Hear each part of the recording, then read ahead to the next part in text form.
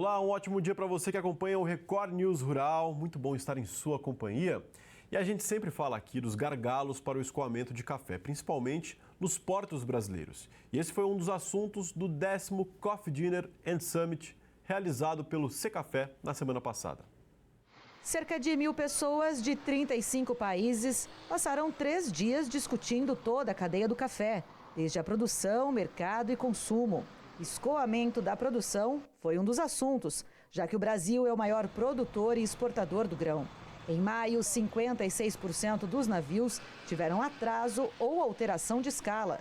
Com isso, 356,3 mil sacas de café não foram enviadas, um prejuízo de 2,7 milhões de reais aos exportadores. Nós temos visto hoje que o investimento na infraestrutura portuária no Brasil não cresceu na mesma proporção que as cargas. Então nós verificamos que cresceu a movimentação de café, de algodão, celulose, açúcar, proteína animal. E quando a gente olha o crescimento dessas cargas comparado com o que tem de infraestrutura, de fato, há muitos desafios em infraestrutura. De junho de 2024 até maio deste ano, o prejuízo foi de quase 76 milhões de reais, com gastos extras por causa da estrutura defasada nos principais portos do Brasil.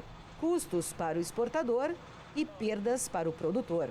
O café, como nós temos hoje cerca de 300 mil produtores, e o Brasil é o país que mais repassa o preço FOB da exportação para o produtor, se tivéssemos condições adequadas de logística, de infraestrutura, sem dúvida nós teríamos essa distribuição da renda em toda a cadeia. O Porto de Santos é o maior da América do Sul, importante porta de saída para as produções agropecuárias do país.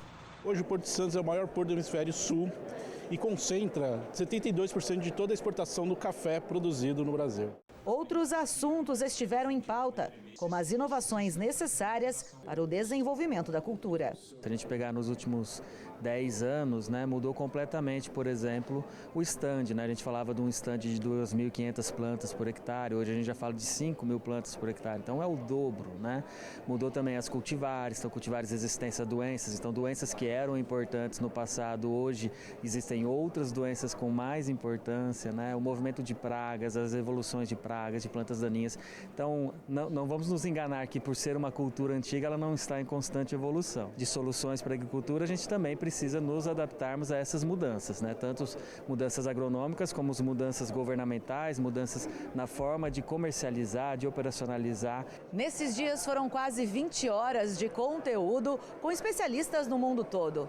E nesse espaço, além de saborearem um bom café, os participantes também puderam fazer negócios. Então a mensagem que fica é o Brasil como referência global nos debates da cafeicultura. Sustentabilidade, qualidades, logística, clima, mercado. Então quando todo mundo estiver falando sobre café em alguma parte do mundo, eles vão saber que é no Brasil que tem o principal evento da cafeicultura mundial. Representantes dos estados de Minas Gerais e do Espírito Santo também estiveram no evento e falaram da importância da cultura. Olha, o Espírito Santo é o estado caracterizado por ser o maior produtor de café Conilon do Brasil, aquele que é produzido nas regiões mais quentes.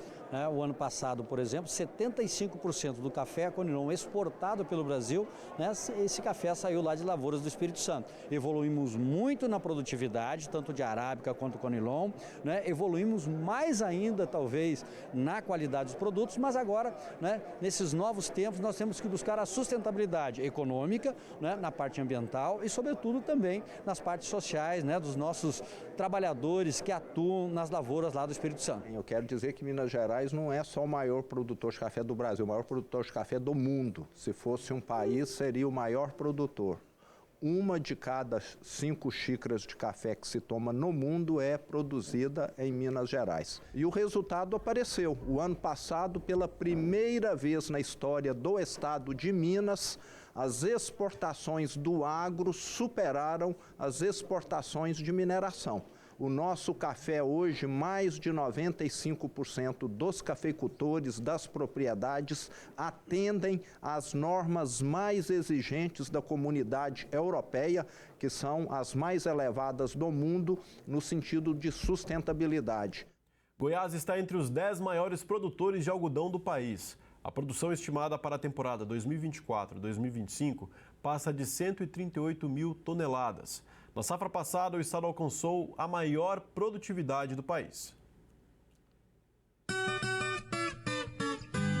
No Brasil, a cotonicultura segue forte e em Goiás não é diferente. A expectativa é de que nosso estado esteja na 7ª posição no ranking nacional de produção na safra 2024-2025, com uma colheita estimada em 138.200 toneladas. O Keuli é consultor de muitos produtores em Chapadão do Céu e região e fala da safra por lá. A produtividade média deve girar em torno de 300 a 320 arrobas por hectare. Nós tivemos uns meses de abril, maio e junho com chuvas acima da média, o que prejudicou bastante a formação e a abertura das estruturas frutíferas do algodão. O Brasil é o 3º maior produtor mundial de algodão, atrás da China e da Índia, e responde por 13% da produção global. De acordo com o Departamento de Agricultura dos Estados Unidos, na safra 2023-2024, houve uma redução na produção global de algodão pela Índia, China e Estados Unidos. Em contrapartida, a produção brasileira aumentou em 2.800.000 em fardos de 480 libras, mas o valor do algodão pago ao produtor não está agradando. O preço da pluma de algodão hoje ela está muito baixo. O custo vem aumentando cada dia mais com relação a fertilizantes, insumos, todos os tratos culturais, óleo diesel, mão de obra muito caro.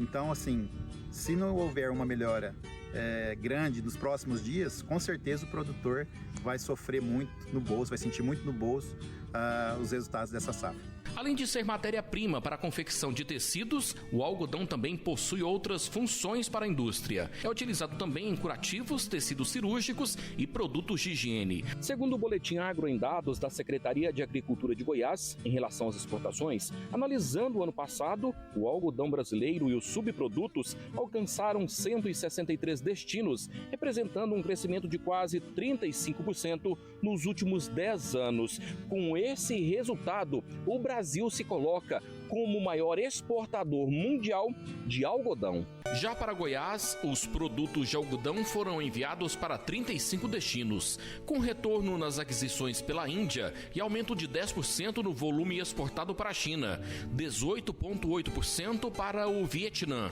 e quase 13% para a Indonésia, além de 66,5% para a Malásia. Goiás foi o responsável pela maior produtividade do país na última safra, ultrapassando Tocantins, Mato Grosso, Minas Gerais, Bahia e Mato Grosso do Sul.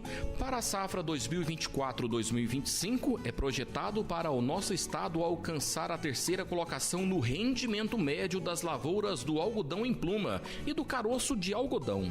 Esses valores exitosos na produção é em virtude das práticas adotadas, tanto do manejo fitossanitário adequado e rigoroso, quanto também em práticas sustentáveis de produção. Assim, atribui ao algodão produzido em Goiás qualidade e também competitividade ao mercado internacional. O atual mercado do algodão está bom para esta fibra, mas falando em rentabilidade, a situação não anda agradando. Nosso custo de algodão continua alto e os preços hoje, R$120, R$125 arroba, está ficando alto o custo. Então, assim, é uma cultura de muito risco e com esse preço a gente está ficando inviável até para o produtor continuar na cultura.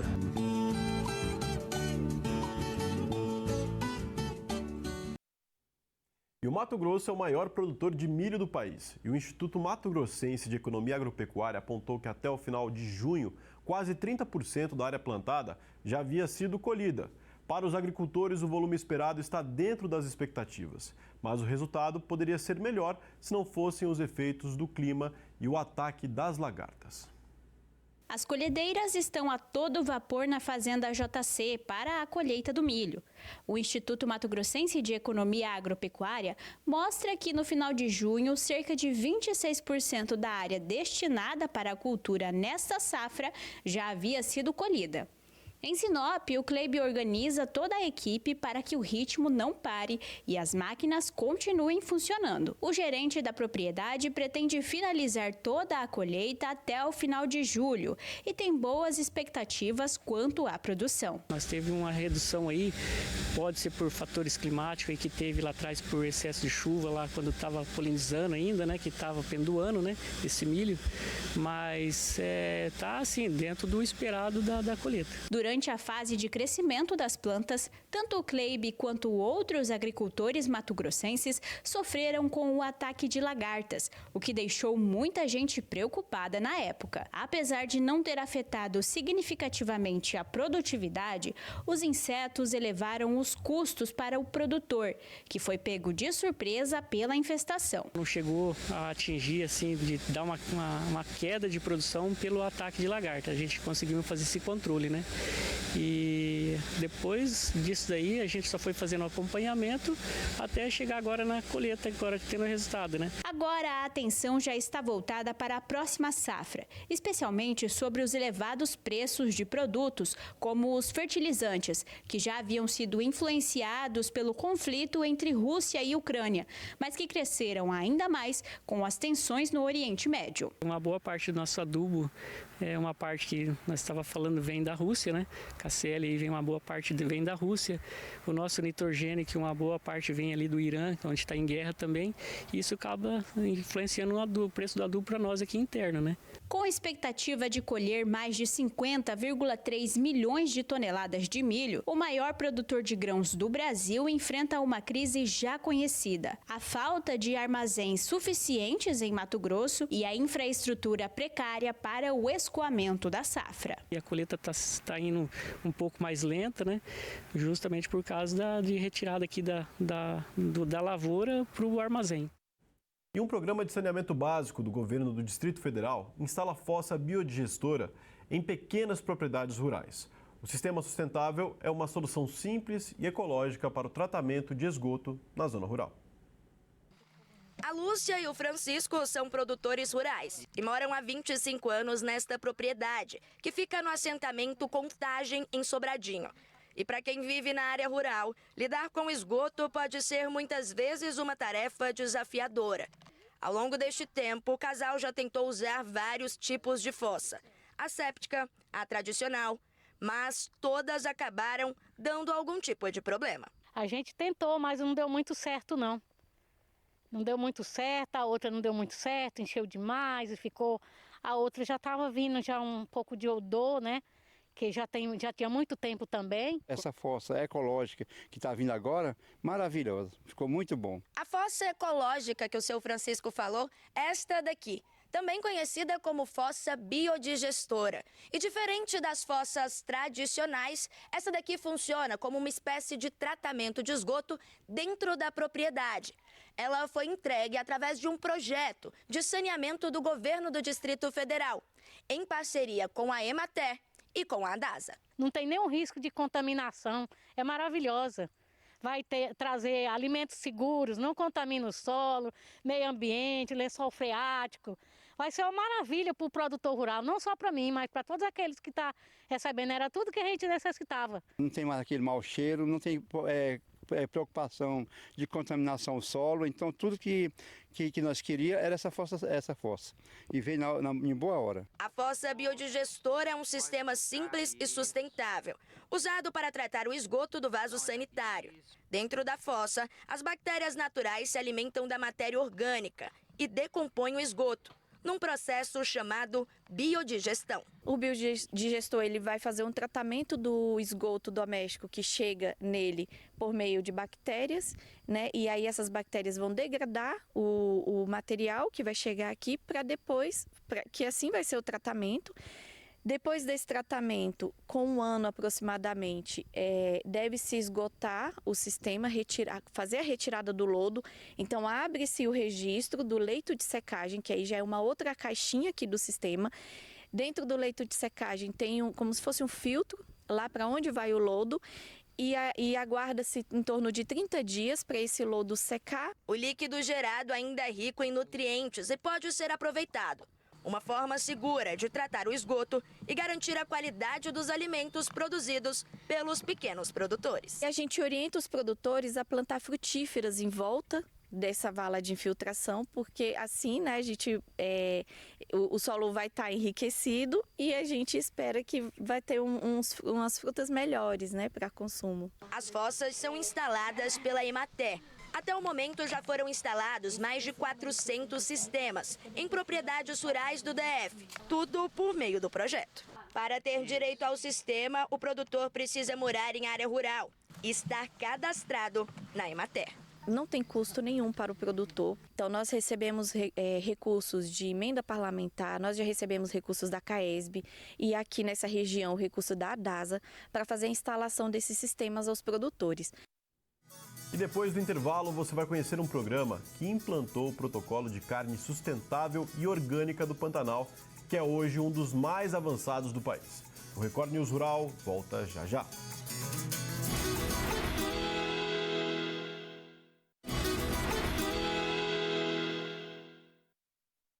O Mato Grosso do Sul se transforma em uma vitrine de gado de qualidade no Brasil.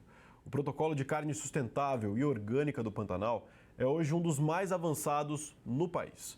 O programa é uma iniciativa do governo estadual e da ABPO, Associação Pantaneira de Pecuária Orgânica e Sustentável, e já repassou mais de 63 milhões de reais em incentivos aos produtores. Para falar sobre essa iniciativa, nós convidamos o pecuarista, pantaneiro e diretor da ABPO, Leonardo de Barros.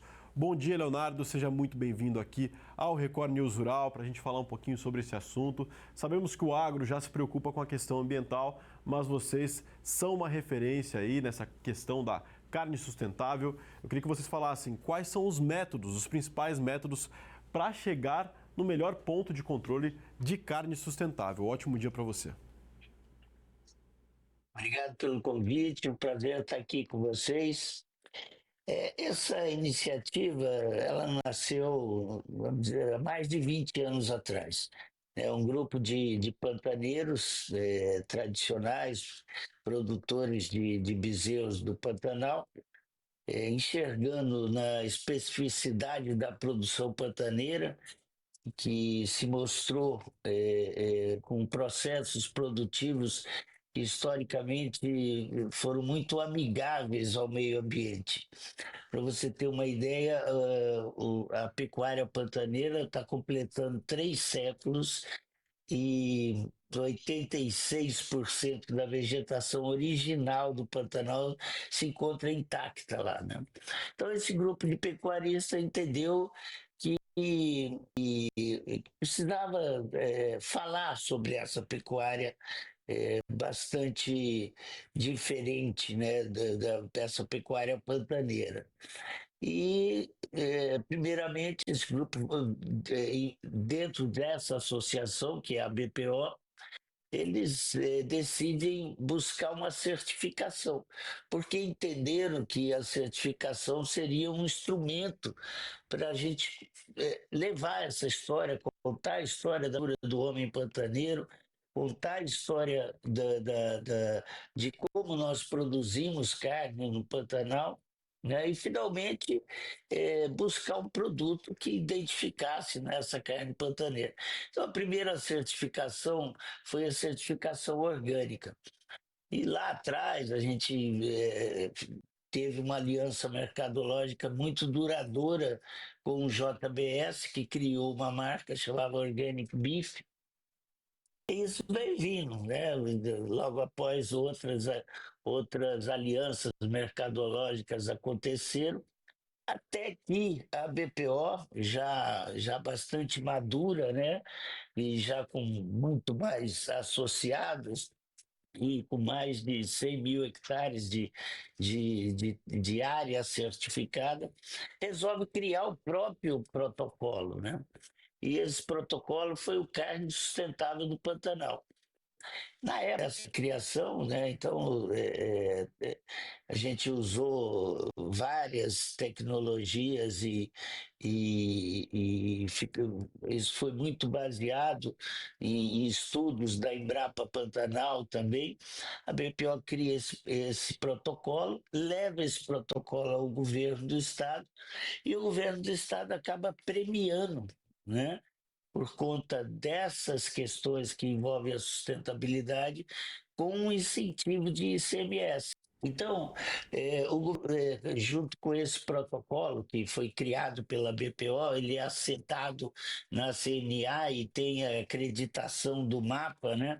O governo do estado entendeu que deveria premiar esse tipo de pecuária, né? Que é a pecuária sustentável, e o fez através de um incentivo fiscal de ICMS sobre esses animais abatidos, né? Além desse incentivo, a BPO ainda comercializa a sua carne com marcas, né? Marcas de carne que estão no mercado aí, entendeu? E algumas outras alianças mercadológicas. Então, esse grupo de pantaneiros, além do incentivo fiscal, ao comercializarem seus produtos, eles eventualmente recebem ainda um plus por essas alianças, né? E esses produtos são comercializados com marca própria, vamos dizer assim. Agora, são 63 milhões de reais em incentivos por parte do governo. É uma quantia que dá para sustentar o protocolo como um todo? Olha, ele, na verdade, é a cereja do bolo, né? Entendeu? Porque o negócio precisa se manter de pé, né? Quer dizer, então, você vê o mercado consumidor hoje, ele busca um produto que tenha origem, né, e certificação. Então, a gente já está em adiantado processo junto ao INPI para garantir essa certificação de origem também. E esse protocolo garante ao consumidor que nossos processos produtivos têm sustentabilidade, tanto do ponto de vista social, quanto ambiental e econômico.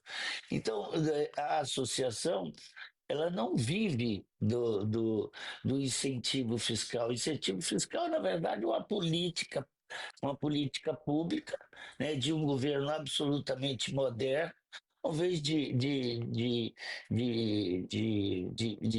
ele premia aquele produtor que está fazendo certo, né? Quer dizer, e agora tem uma nova novidade, entendeu? O Pantanal, o governo acaba de criar um PSA para o Pantanal, né? Entendeu? E esse PSA vai pagar, por exemplo, nós temos no Pantanal uma situação em que a gente pode antropizar de 50% a 60%, dependendo se for substituição de pastagem por pastagem nativa de baixa qualidade, até 60%.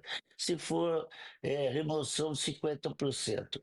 E esse pagamento por serviço ambiental, o governo criou, e que aqueles produtores que não quiserem usar a lei, né, no sentido de antropizar suas pastagens, o governo vai pagar um valor de até R$ 100 mil por fazenda no Pantanal. Absolutamente inédito também, né? Quer dizer, isso aí é política pública na questão ambiental, só havia nos países nórdicos. Agora nós temos isso aqui no Pantanal. Você trouxe para a gente essa questão dos países nórdicos aí, né? Essa diferença, algo inédito aqui no Brasil. Agora, o quanto esse protocolo pode ajudar também na comercialização do produto aí do Pantanal para fora, né? Para o mercado externo, para o mercado internacional? Olha, eu acho que esse é o próximo passo, né? Quer dizer, essas grandes indústrias exportadoras, até tivemos um contato há pouco tempo, né, de uma empresa inglesa, né, nos solicitando que que montasse um plano para exportação da carne pantaneira, né? Mas eu acredito muito que em breve a BPO estará fazendo uma aliança com um frigorífico de expor de carne, porque é uma carne que tem a originação. Nós temos a rastreabilidade do bezerro, que é imprescindível hoje para essas indústrias exportadoras, né? Quer dizer, o bezerro, ao nascer no Pantanal, ele recebe um número e dentro dele, com esse número, ele vai sendo documentado por onde ele passou, o que ele comeu, que tipo de medicação foi administrada a esse bezerro. Quer dizer, isso são as exigências modernas, né? Quer dizer, então acredito muito que em breve a BPO estará fazendo uma aliança aí com um grande frigorífico exportador para exportação. Mas hoje a gente tem alguns casos de sucesso, a própria Biocarnes é uma empresa que entrega semanalmente carne do Pantanal, certificada, orgânica, em São Paulo, Belo Horizonte, Brasília, Rio de Janeiro, Curitiba, nas grandes cidades brasileiras. E agora, com a Biooceânica, entendeu? Provavelmente nós vamos fazer alguns negócios com esses países daqui virados para o Pacífico, né? Principalmente Chile, que não produz muita carne, mas que tem um mercado consumidor bastante exigente, né? Então eu tenho a impressão que o Pantanal caminha a passos largos, né? Ele foi inovador nesse sentido. A gente tem uma pecuária secular lá dentro, uma cultura pastoril diferente, né? E é um gado que come pastagem nativa, né? Então, um outro aspecto que a gente tem trabalhado bastante é a questão do terroir, né? Nós acreditamos que essa carne carrega com ela, né, essa variedade de pastagem nativa do Pantanal. Isso confere a essa carne valor sensorial que só aquele bioma pode trazer, sabe? Agora já há o protocolo, mas vai haver uma revisão desse protocolo de produção. Eu queria que você falasse um pouquinho sobre isso para a gente. Qualquer protocolo, ele é dinâmico, né? E deve ser dessa forma. Então, o governo solicitou à BPO que fizesse alguns ajustes, principalmente relacionados à rastreabilidade, e, na verdade, ele está nos ajudando, né? Quer dizer, a gente fazendo essa rastreabilidade muito forte, muito segura e com auditoria de terceira parte, porque essa certificação ela é auditada por uma empresa de terceira parte. E aí o governo pediu que se fizesse alguns reajustes, esses reajustes já foram feitos, o novo protocolo já teve o sinal azul do governo, né? Então agora é só a questão de adaptar a certificação a essas mudanças. Foram mudanças assim, não muito significativas, mas necessárias, principalmente com relação à rastreabilidade do bezerro. Então, hoje a BPO está pronta para entregar um produto com certificação e a rastreabilidade, naturalmente, que é a espinha dorsal de qualquer certificação, né? Então, eventual exportação dessa carne, nós vamos estar absolutamente pronto para botar. Assim, não, eu sei onde nasceu, eu sei o que aconteceu com esse animal, até a sua gôndola, né? Até o seu consumidor. Então, acho que isso é um diferencial muito grande. E o outro diferencial, não menos importante, é mostrar essa pecuária pantaneira, porque o público conhece muito o Pantanal pelas suas belezas cênicas. né? O tuiuiu, o jacaré, a onça, ou então pelos desastres desses incêndios que ultimamente, infelizmente, o Pantanal sofreu, né? Mas não conhece a pujança dessa pecuária pantaneira, né? E foi ela, na verdade, é a pecuária pantaneira, foi ela quem preservou e quem moldou esse meio ambiente, né?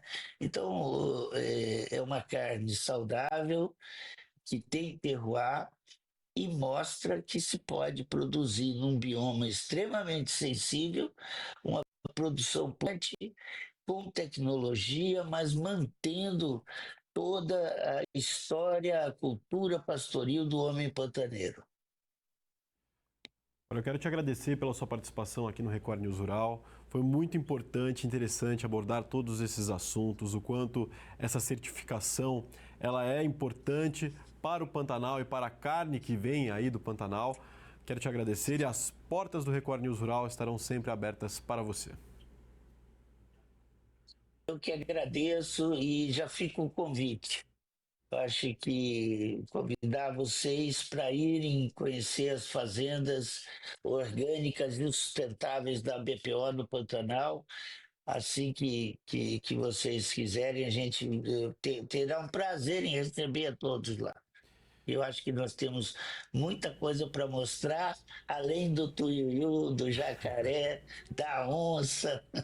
Eu acho que nós temos o principal elemento que se chama cultura do homem pantaneiro, dessa gente pantaneira e essa produção sustentável.